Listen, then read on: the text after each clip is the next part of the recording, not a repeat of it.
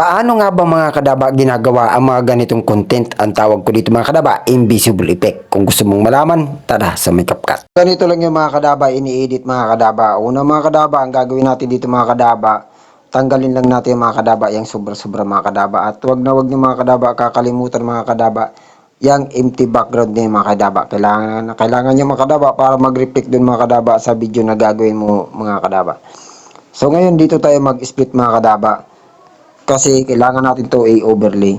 Ngayon, hanapin natin si overlay mga kadaba. Overlay. Ayan. At pag nahanap ng mga kadaba si overlay, i-drag natin to mga kadaba. Ilong press nyo lang, i-drag nyo dun sa may unahan. Ngayon, pag na-drag na siya mga kadaba dun sa may unahan, dito na tayo mga kadaba. Ang focus sa may kamay mga kadaba, kung saan nagpitik na si kadaba nyo. Dito. So ngayon mag-split tayo dito mga kadaba. At pagka-split natin dito mga kadaba, ang gagawin natin dito mga kadaba, dito naman tayo mag-split. Kung saan nagpitik ulit si kadaba nyo ng kamay mga kadaba. Dito sa pagpitik niya ng kamay.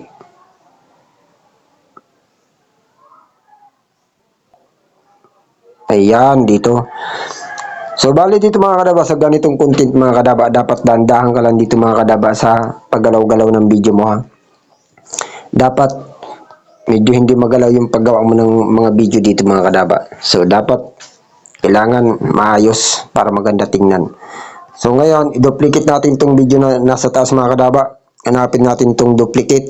Ito. Ngayon, pag na-duplicate na mga kadaba, ang gagawin natin, itong naka-split na nasa baba mga kadaba, ito, yung naka-highlight na puti niya mga kadaba. Kailangan mo yung mga kadaba remove BG. Ayan, remove BG, auto removal. So, antayin lang natin siya mga kadaba na magkulay green. Yung bilog na mga kadaba na nasa gilid, dapat magkulay green yan. So, ngayon mga kadaba, nagkulay green na siya, yung bilog mga kadaba. Ngayon, pag okay na mga kadaba, hanapin natin mga kadaba si filter. Ito mga kadaba, itong splice na ito mga kadaba. Click mo si filter, pagkatapos i-check nyo lang mga kadaba at punta ka mga kadaba sa may effects. Hanapin mo si effects, ito mga kadaba si effects. Ngayon, i-click mo yung video effects at hanapin mo dito mga kadaba si neon. I-search mo lang mga kadaba, ayan neon mga kadaba dito, neon motion. Ngayon, i-click mo lang ito mga kadaba, ito, yung parang babae, yung neon na yan, o diba? So, bali dyan lang mga kadaba. Ngayon, pag okay na siya mga kadaba, baka lang dyan mga kadaba o baka lang dyan back. Pagkatapos, tignan natin mga kadaba. Hindi mabalik. Ayan. So, ngayon, tignan natin yung resulta. Kung ano yung kakalabasan nito mga kadaba. Tignan natin ha. Ayan o. So, bali ganito mga kadaba yung kakalabasan. O, diba? Napakalupit. Astig. So, ganun ko lang yung mga kadaba ini-edit mga kadaba. Yung invisible effects. So, ganyan ang pag-edit mga kadaba. So, baka naman mga kadaba, pakipalo naman and pakashare ng video ito mga kadaba. So, ganun-ganun lang mga kadaba ang pag-edit sa video ito mga kadaba. So, ngayon mga kadaba, yung mga sobra-sobra dyan, tanggalin na natin siyempre mga kadaba.